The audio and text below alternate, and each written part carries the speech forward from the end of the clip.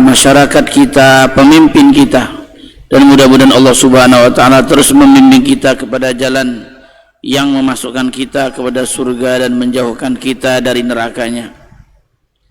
Baik jemaah rahimakumullah, sudah kita bahas walhamdulillah tentang masalah salat, terakhir tentang salat sunnah. Mudah-mudahan apa yang kita pelajari tentang salat dapat kita terapkan dalam kehidupan kita dengan sebaik-baiknya, sebab salat adalah yang paling pertama dihisab oleh Allah Subhanahu wa taala kelak. Dari perintah-perintah Allah yang paling pertama Allah hisab adalah as-salah. Awwalu ma yuhasabu bil 'abdu as-salah. Pertama yang akan dihisab oleh Allah pada hari kiamat besok adalah salat. Kalau salatnya baik, insya Allah yang lain akan baik. Kalau salatnya tidak baik, maka yang lain pun tidak baik. Ini antara Allah dan antara makhluk dan Allah Subhanahu wa taala. Adapun sesama kita, besok yang akan pertama dihisab adalah masalah pertumpahan darah. Awwalu ma yuhasabu bil 'abdu ad-dam. Pertama yang Allah hisab besok pada hari kiamat adalah tentang masalah darah. Ya, jadi tidak sembarangan menumpahkan darah seorang muslim dengan membunuhnya, ya, karena nyawa seorang muslim lebih mulia di sisi Allah daripada hancurnya dunia ini. Mendingan hancur dunia ini daripada darah seorang muslim tertumpah dengan cara yang tidak benar. Baik jemaah sekalian, kita masuk ke bab yang baru dalam kitab fikih, yaitu bab tentang Kitabul Janaiz, tentang penyelenggaraan jenazah.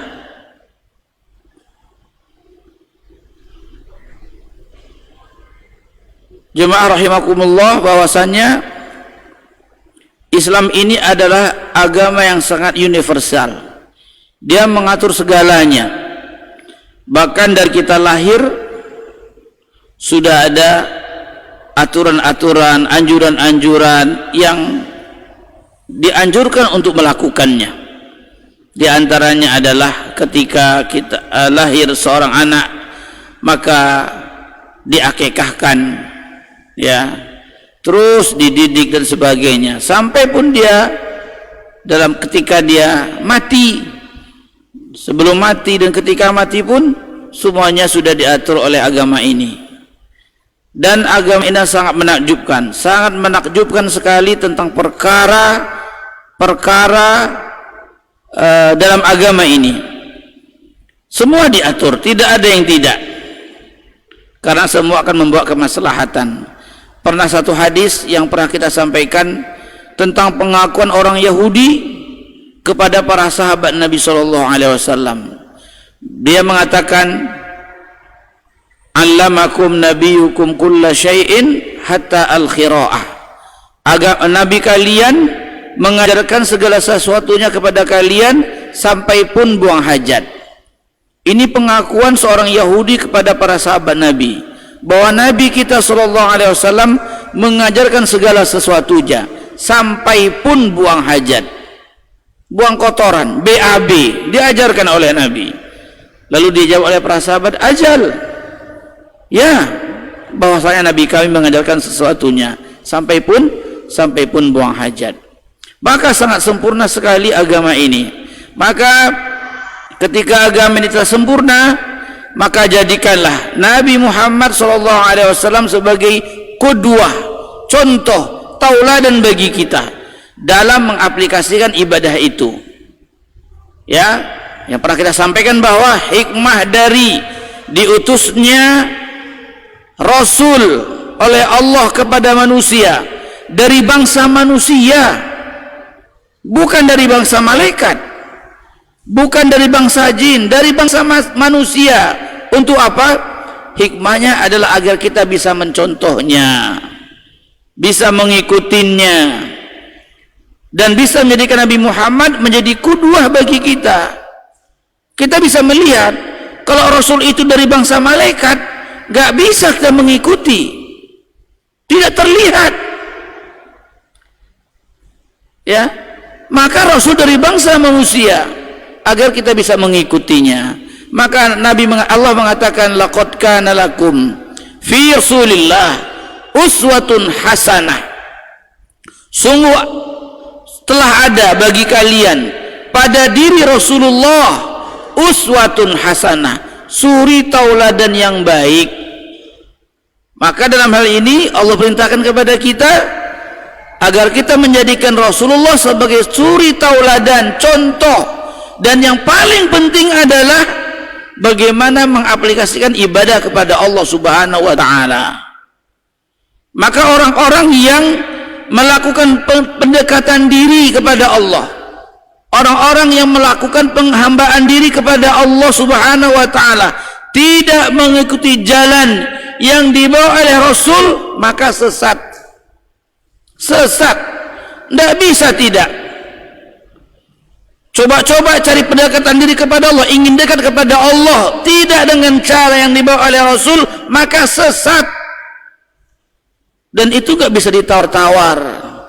Maka jadikan Rasul sebagai tauladan bagi kita dalam mengabdikan diri, mengaplikasikan ibadah kita kepada Allah Subhanahu wa taala. Beliau lah yang paling tahu dalam hal ini.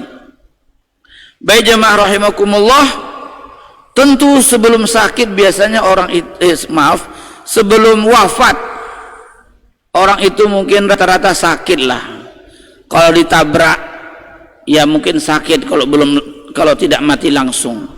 Ada orang yang sakit menahun, ya, jantung atau kanker dan sebagainya, sakit, orang akan sakit, rata-rata seperti itu. Lalu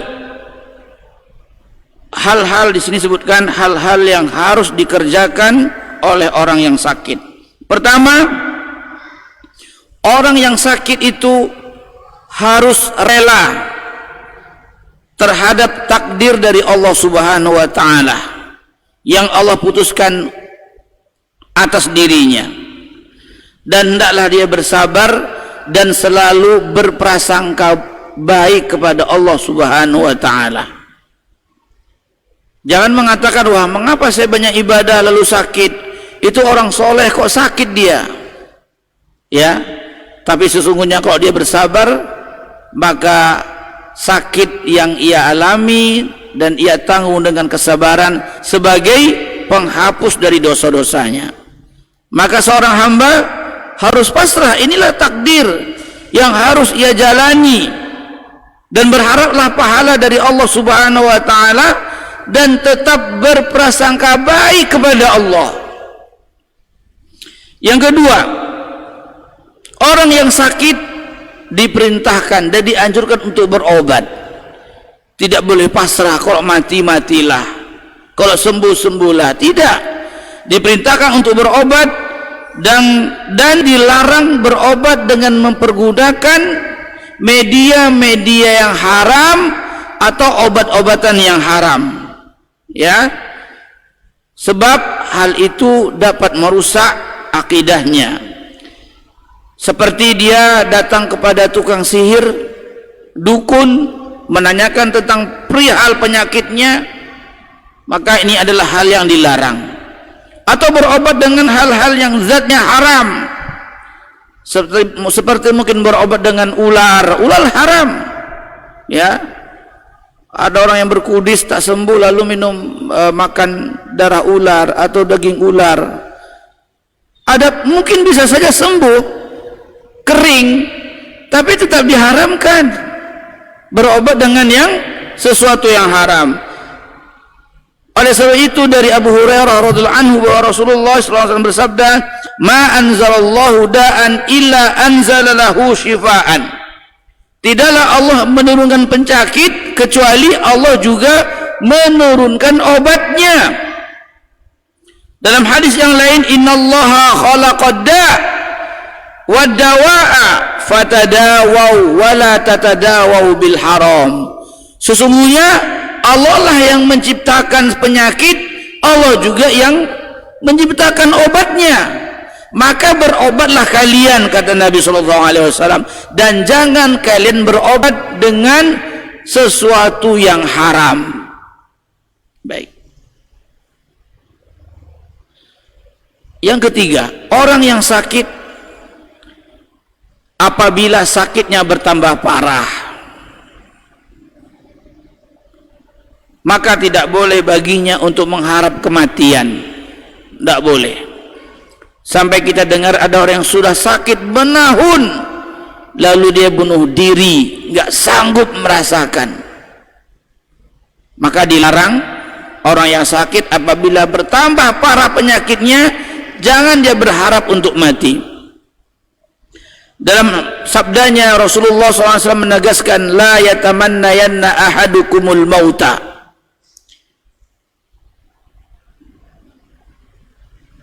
Janganlah di antara kalian berharap kematian apabila dia merasakan sakit. Hendaklah dia berdoa kepada Allah Subhanahu wa taala. Apa doanya? Ya Allah, apa doanya? Wa in nazala bihi dararun, apabila dia ditimpa oleh penyakit, hendaklah dia berdoa kepada Allah Subhanahu wa taala, Allahumma ahyini ma kanatil hayatu khairun li wa tawaffani idza kanatil wafatu khairun li. Ya Allah, hidupkanlah aku seandainya hidup ini baik untukku, dan wafatkanlah aku apabila kematian ini lebih baik untukku. Dan dia tidak berharap agar mati ajalah, maka dilarang. Maka insya Allah Allah akan menyembuhkannya dengan cepat, insya Allah, atau Allah akan mematikannya apabila memang kematian itu baik bagi dirinya. Kemudian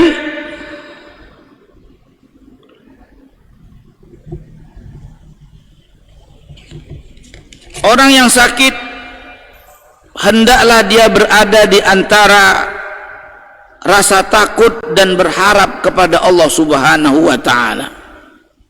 Inilah seorang muslim, agar tetap dia mendapatkan pahala dari Allah Subhanahu wa taala. Dari Anas radhiyallahu anhu bahwa Nabi sallallahu alaihi wasallam mendatangi seorang pemuda yang sedang menghadapi sakratul maut, sudah dekat kematian atas dirinya.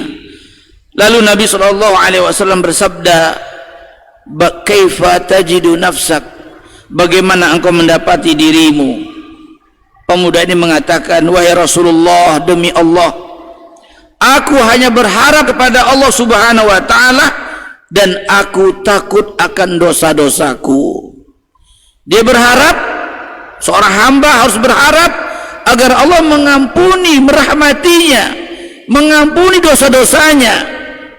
Ya, maka kemudian Rasulullah SAW bersabda, la yajtami'ani fi qalbi 'abdin fi misli hadzal mautin illa a'tahu Allahu ma yarju wa amanahu mimma yakhaf. Tidaklah berkumpul dua hal, yaitu rasa takut dan harap kepada Allah di dalam hati seorang mukmin dalam kondisi seperti ini, dalam kondisi sakratul maut, kecuali pasti Allah akan berikan kepadanya apa harapannya, dan Allah berikan rasa aman kepadanya dari rasa takutnya. Maka seorang yang sakit hendaklah dia berharap kepada Allah Subhanahu wa taala agar mengampuni dosanya, dan dia rasa takut seandainya Allah tidak mengampuni dosa-dosanya. Orang yang sakit sebelum meninggal, pasti sebelum meninggal ya, wajib baginya untuk mengembalikan hak orang lain, ya, atau harta orang lain yang pernah ia pinjam, yang ia utangi, atau juga dia boleh meminta haknya atas orang lain. Orang yang sakit, dia hendaknya mengembalikan hak orang lain atau harta orang lain yang pernah ia pinjam, yang pernah ia ambil, atau dia bahkan boleh meminta haknya kepada orang lain. Itu dia. Kalau tidak memungkinkan, hendaknya ia memberikan wasiat untuk agar dilunasi hutangnya, atau dibayarkan kafarahnya atau zakatnya. Ya, buat tulis. Dan ini disunahkan menulis apa? Wasiat. Utang saya ada di sini, tolong dibayarkan. Utang si fulan juga ada pada saya, tolong diminta. Saya punya janji ini, punya janji itu. Dan berwasiatlah kepada ahli warisnya.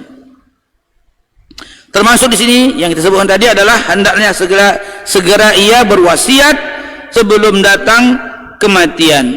Karena Rasulullah SAW bersabda, "Ma haqqu imri'in muslimin lahu syai'un yusi fihi yabitu lailataini illa wa wasiyatuhu maktubun indahu." Tidak sepatutnya bagi seorang muslim yang masih memiliki sesuatu yang akan diwasiatkan untuk tidur 2 malam kecuali wasiatnya sudah tertulis di dekatnya. Maka tulislah wasiat itu. Kalau perlu pakai matre. Kalau perlu ke notaris pun tidak apa-apa, ya. Apabila dia hendak berwasiat dari hartanya, maka tidak boleh berwasiat lebih dari 1/3 hartanya, dan tidak boleh diwasiatkan kepada ahli waris. La wasiyata liwarisin. Tidak ada wasiat harta untuk ahli waris, Pak, Bu. Tidak ada. Ahli waris tidak. Untuk anak saya yang ketiga dapat ini, ya tidak boleh. Wasiat harta hanya kepada orang lain, ya, dan tidak boleh lebih daripada 1/3 hartanya. Kemudian sisa dari harta warisnya diberikanlah kepada ahli waris, lalu dibagi dengan cara yang syar'i. Contoh, seorang bapak, mungkin ada orang tua yang anaknya pada sibuk, orang kaya, anaknya punya tugas di Jakarta, di luar daerah. Ada seseorang yang siap menjaga bapak ini atau ibu ini, dan dia banyak harta, orang tua ini. Lalu dia menuliskan wasiat, apabila saya nanti wafat, maka berikan kepada yang ini nih, yang ngurusin saya, sekian dari harta saya. Ingat, tidak boleh lebih daripada 1/3. Maka hal itu dibolehkan. Paham ya?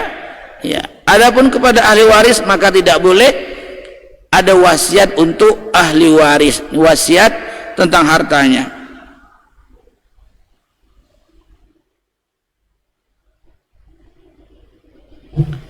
Kemudian tidak diperbolehkan merugikan orang lain dengan wasiatnya, dengan tujuan untuk menghalangi bagian dari salah satu ahli waris atau melebihkan bagian seorang ahli waris daripada yang lain. Ini yang saya katakan tadi, mungkin ada anak yang spesial bagi orang tuanya, ya, lalu sengaja dilebihkan dan dikurangi hak ahli waris yang lain. Maka ini juga tidak boleh, wasiat yang tidak boleh ditunaikan.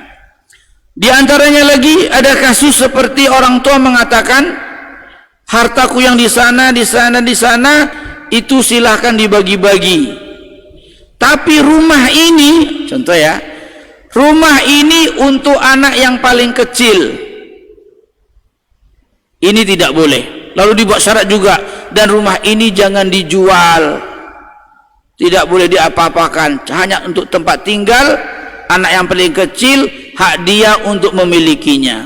Maka wasiat seperti ini pun tidak boleh ditunaikan. Kenapa?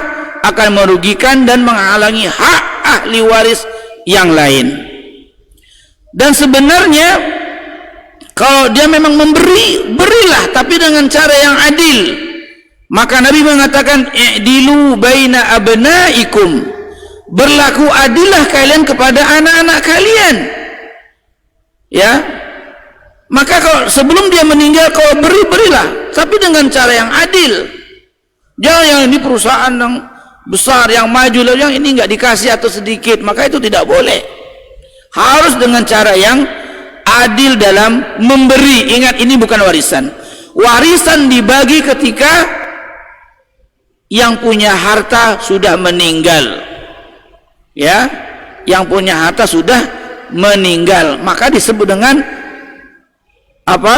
Harta warisan. Kalau masih hidup, loh bapak itu sudah bagi-bagi harta warisan.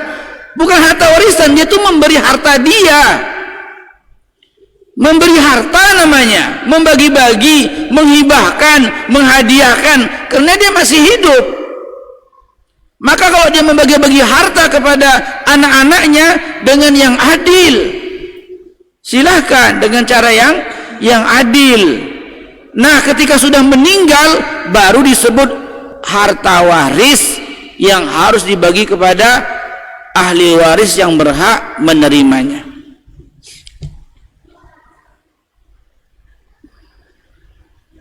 Sebelum lanjut, Bapak Ibu ada pertanyaan? Silakan Pak. Kayaknya Bapak ini banyak harta waris nih. Nggak dengar saya Pak, serius. Harta suami istri.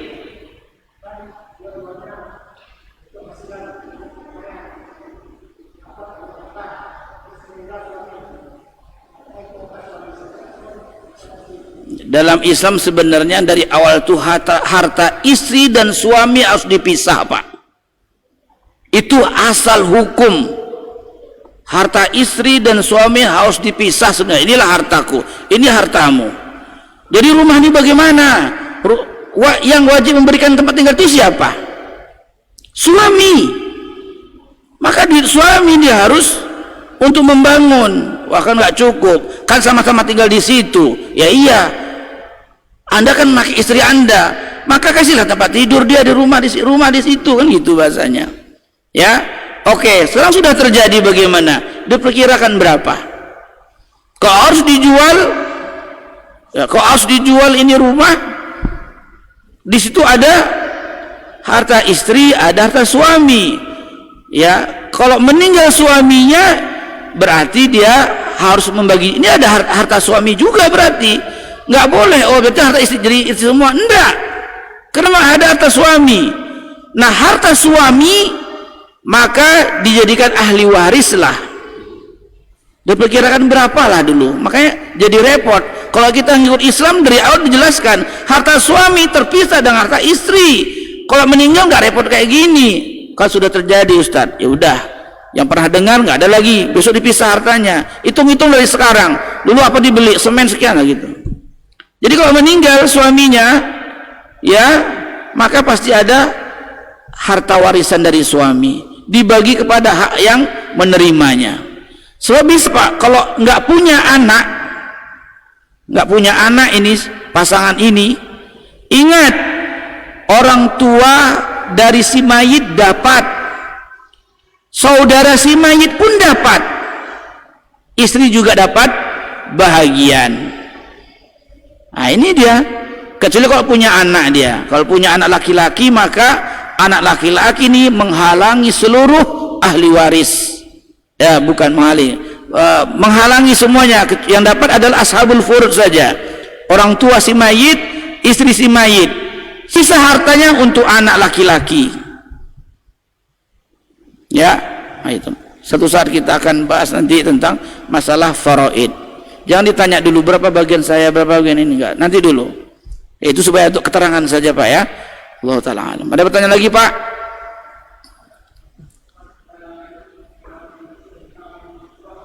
Wakaf, sedekah.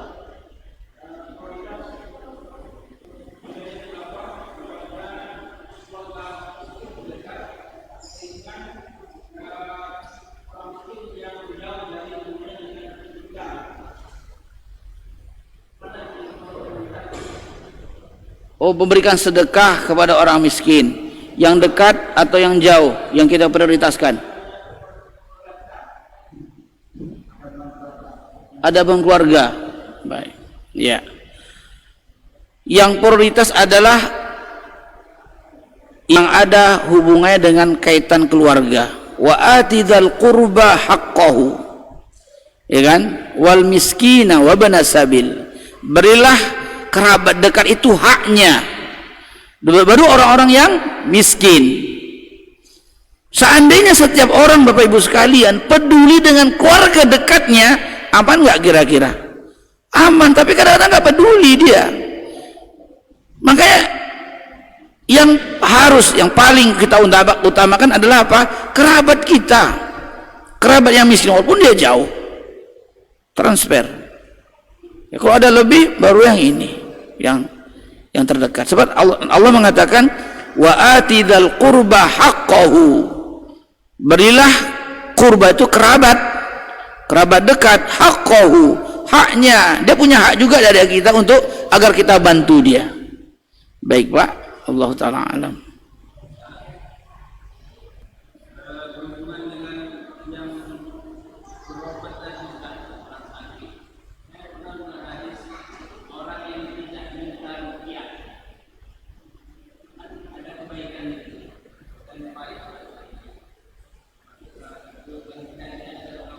Ya. Artinya mau nanya hukum ruqyah itu boleh atau tidak gitu.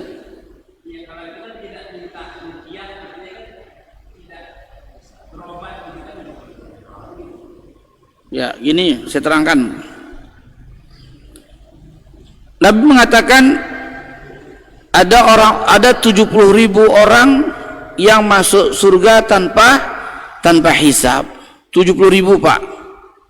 Jadi 70.000 ini setiap 1.000-nya membawa lagi 70.000. Hitunglah berapa. Saya udah ngitung kira 5 jutaan. Nggak tahu kita masuk atau enggak. Sebab zaman Nabi sampai sekarang sudah. Nanti ulang di rumah ya. Setiap orang masuk surga tanpa hisab ada 70.000 orang. Baik. Setiap 1.000-nya membawa berapa? 70.000 lagi. Segitulah. Nanti hitung di rumah ya, matematika. Baik. Di antaranya apa? Mereka adalah orang yang tidak meminta ruqyah. Tidak meminta ruqyah. Ruqyah itu apa Pak? Jampi-jampi, bacaan-bacaan itu ruqyah. Dan ruqyah itu ada dua, ada yang syirikiyah, ada yang syar'iyah. Berobat dengan jampi-jampi bacaan-bacaan yang syirik. Seperti apa? Mantra-mantra yang syaitoniyah, yang datang dari setan. Nah, itulah para dukun. Adapun mantra-mantra ruqyah-ruqyah yang syar'iyah adalah dengan bacaan Al-Quran atau doa-doa ma'thurat dari Nabi SAW. Nah, itu dia. Nah, dalam hal ini maka ada hukum, dia muncullah hukum. Bolehkah minta ruqyah? Para ulama mengatakan ruqyah itu kesimpulannya apa? Ruqyah itu adalah sesuatu yang tidak dianjurkan tapi juga tidak dilarang. Ingat, sesuatu yang tidak dianjurkan tapi juga tidak dilarang. Maka kata Nabi, siapa yang bisa memberikan manfaat kepada saudaranya maka lakukanlah. Ini di antara dalil para ulama. Maka lakukanlah. Maka dalam hal ini tidak boleh seseorang membuka diri, wah saya tukang ruqyah, lalu buat pelang ruqyah center. Dan inilah yang dikecam oleh para ulama, sehingga orang-orang sangat mudah meminta ruqyah. Anaknya nggak sholat, tolong ruqyah Ustaz, anak saya Ustaz. Bapaknya nggak sholat, suaminya malah sholat. Semua saya itu punya setannya Ustaz, ruqyah lah Ustaz. Memang malah sholat dia. Maka nggak boleh gampang-gampang meminta ruqyah, nggak boleh. Buat pelang-pelang sengaja ruqyah center, pengobatan syar'i, siap diundang luar daerah ataupun dalam daerah, siap jemput, siap sebagainya, nggak boleh. Maka kita lihat di sebagian ada di Facebook, bangga dia, saya punya ini, di apanya lagi, di WhatsAppnya dibuatlah icon-iconnya dia ahli ruqyah. Nggak boleh seperti ini ya, dilarang. Maka nggak boleh membuka diri dengan jelas untuk apa? Agar orang datang meruqyah kepadanya. Dan apalagi dia membuat tempat khusus sebagai apa namanya? Sebagai profesinya, dan ini telah ditanyakan oleh para ulama. Bolehkah menjadikan ruqyah itu sebagai profesi dan menjadikan tempat praktek untuk ruqyah? Maka nggak boleh. Nggak boleh, ini menolong. Kalau niatnya untuk sebagai apa namanya? Profesi, maka ini dilarang. Apalagi dia mengharapkan bayaran, maka ini tidak boleh. Ya, maka tidak boleh sengaja membuat hal seperti itu. Allah taala alam. Jam berapa nih Pak? Nanti kalau buka tanya banyak lagi ini.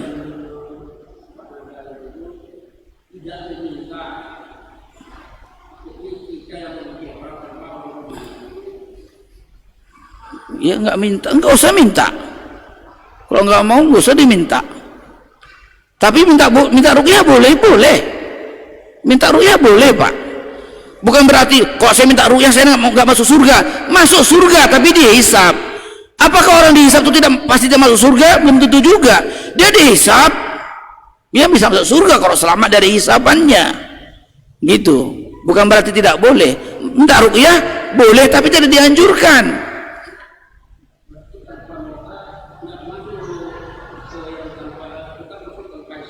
Ya, bisa saja masuk surga. Dia mampu nggak dia? Dia tetap masuk surga, insya Allah, tapi melalui hisab.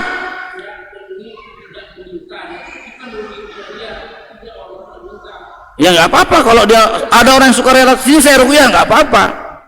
Ada sebagian orang tolong Pak ruqyahkan dia, Allah taala alam. Ini juga dia nggak meminta tapi dia dimintakan orang untuk agar ruqyah ini. Itu mungkin caranya. Allah taala alam. Ya Pak. Selesai.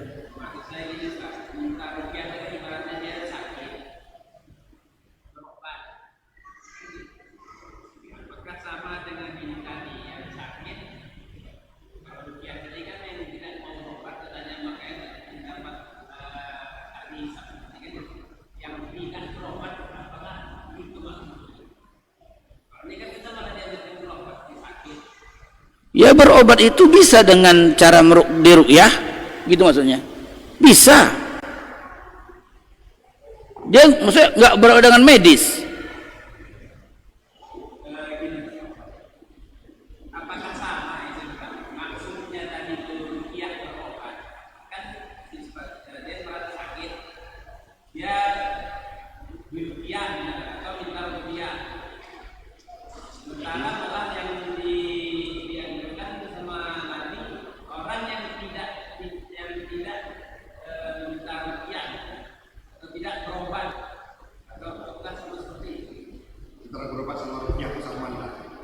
betul kayak gitu maksudnya Pak.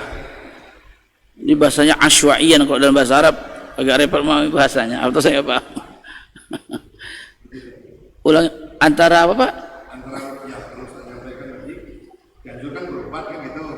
Kalau ruqyah ini kan sama dengan berobat, sama enggak gitu.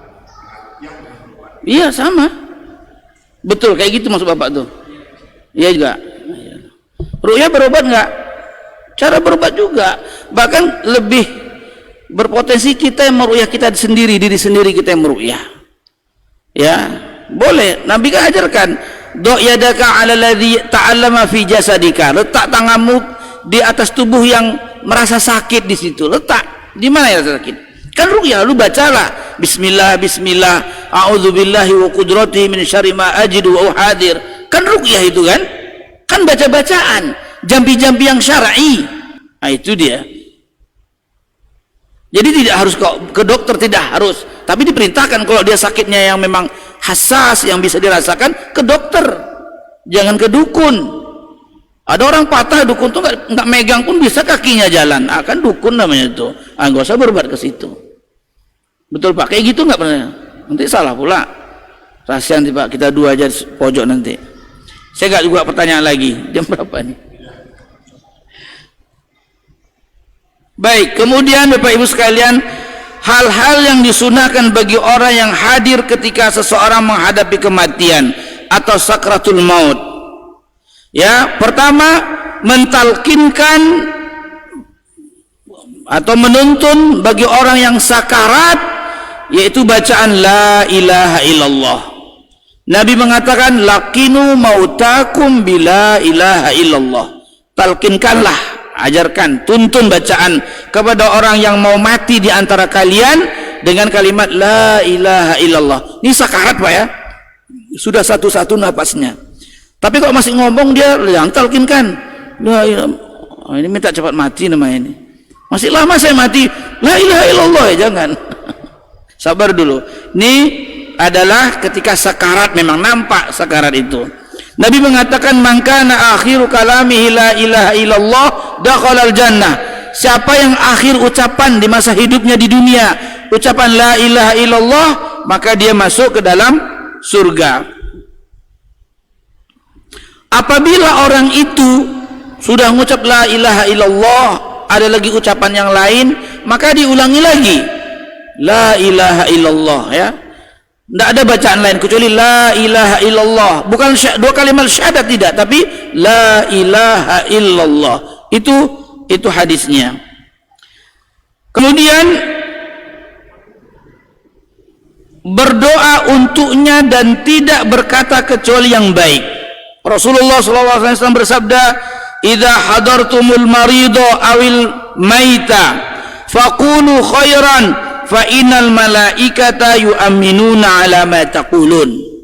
Apabila kalian mendatangi orang sakit atau orang yang akan mati, maka janganlah berkata, atau orang yang mati ya, maka janganlah berkata kecuali yang baik, karena sesungguhnya malaikat mengamini yang kalian ucapkan. Maka katakan yang baik, nasihati, dan nasihat ketika orang sakit adalah nasihat yang paling baik ketika itu, agar dia sadar dan menyadari tentang kelalaian-kelalaian, kealpaan dan lain sebagainya.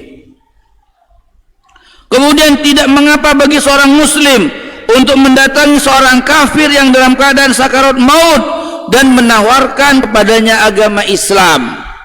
Ada tetangga kita orang kafir, kita nggak apa-apa menghadirinya, datang lalu tawarkan Islam kepadanya, ya, tawarkan Islam kepadanya. Dari Anas radhiyallahu anhu, ia berkata, dahulu ada seorang Yahudi yang melayani Rasulullah sallallahu alaihi wasallam. Ya, ada seorang budak Yahudi yang melayani Rasulullah sallallahu alaihi wasallam ketika dia sakit. Maka beliau menjenguknya dan duduk dekat kepalanya. Lalu Rasulullah sallallahu alaihi wasallam bersabda, "Aslim." Fanadhara ila abihi wa huwa indahu. Faqala lahu ati' Abul Qasim sallallahu alaihi wasallam. Fakharaja fa aslama.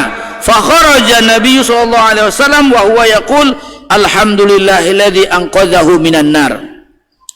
Ketika Rasulullah menjenguknya, orang Yahudi ini, kata Nabi, "Aslim." Mau masuk Islam enggak? Atau masuk Islamlah engkau. Lalu lelaki ini melihat kepada bapaknya. Tatkala lelaki ini melihat kepada bapaknya, lalu bapaknya mengatakan, "Ati' Abul Qasim." Wahai anakku, turutilah Abu Qasim, itu Muhammad sallallahu alaihi wasallam, namanya Abul Qasim. Nama anak Nabi adalah Qasim, disebut dengan Abul Qasim. Wahai anakku, turutilah, ikutilah, taatilah Abul Qasim sallallahu alaihi wasallam. Lalu budak Yahudi ini pun masuk Islam, dan Nabi sallallahu alaihi wasallam keluar dan mengatakan, alhamdulillah yang telah menyelamatkan dirinya dari api neraka. Maka boleh kita tawarkan Islam kepadanya. Baik, ada pertanyaan Pak sebelum pembahasan selanjutnya? Ya Bang.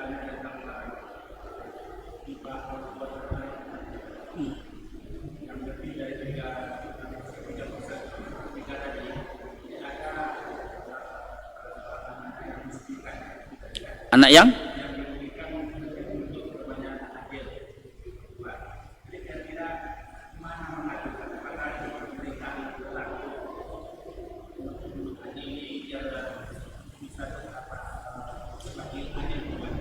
Sudah dibagi, bagi belum?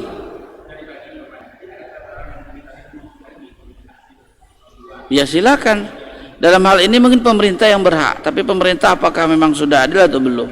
Hukumnya gitu kan, ada hukum positif mereka buat kan, hukum positif bagi mereka. Pembagiannya Allah Ta'ala mensyariatkan atau tidak. Ya. Wajibkah kita menerapkan hukum warisan ini? Harus segini dapat, wajib atau tidak? Tidak wajib. Tapi wajib ahli waris harus tahu berapa bagiannya. Ya. Lalu ketika mereka ridho, ya sudahlah, kasih kepada adik kita yang paling kecil lah, kayaknya dia lemah, biarlah lebih banyak dia. Ya, nama ketika ada permasalahan, konflik antara keluarga, dah baru tegakkan hukum warisan tadi. Ya. Maka kita boleh tanazul namanya, silakan, nggak harus seperti ini gitu.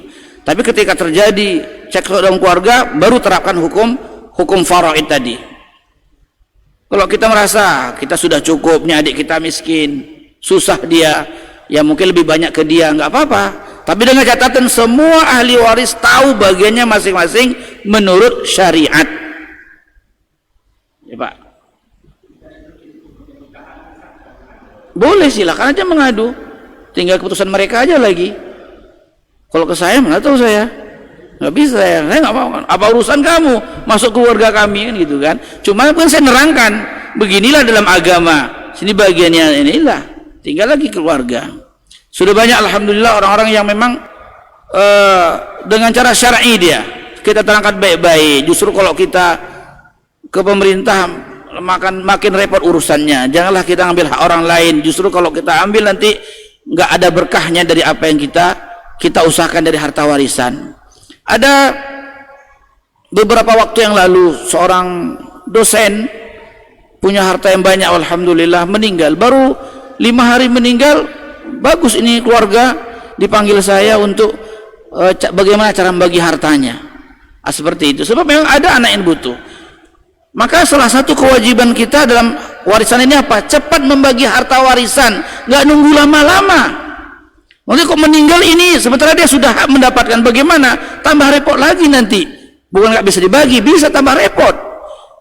Ada keaduan kepada kita tentang dia ini abang-abangnya sudah orang berada, ada adiknya yang susah memang kehidupannya. Kapan berbagi? Nantilah. Kasihan kan? Sementara dia butuh, punya tanggungan, punya anak. Ini maka nggak boleh mengundur-undur waktu untuk pembagian harta warisan. Cepat harus dibagi, jangan tunggu nanti. Itu dia. Baik, sudah azan Pak, pertanyaan aja lagi Pak ya.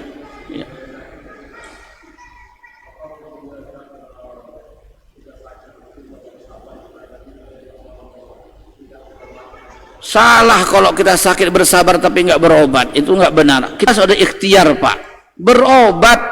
Nabi mengatakan fal yatadawau, hendaklah kalian berobat, tapi jangan berobat dengan yang haram. Itu perintah, nggak boleh pasrah, udahlah matilah situ, saya sabar. Salah, berobat. Ya, harus berobat. Itu adalah perintah dari Rasulullah SAW. Nggak boleh tidak. Sudah azan kan? Udah. Baik Bapak Ibu sekalian, mudah-mudahan yang sedikit ini bermanfaat bagi kita. Ya, mudah-mudahan kita termasuk orang-orang yang benar-benar tetap setia, istiqomah dalam belajar di majelis ilmu dan mengamalkan ilmu yang kita dapatkan. Subhanakallahumma wa bihamdika asyhadu an la ilaha illa anta astaghfiruka wa atubu ilaika. Assalamualaikum warahmatullahi wabarakatuh.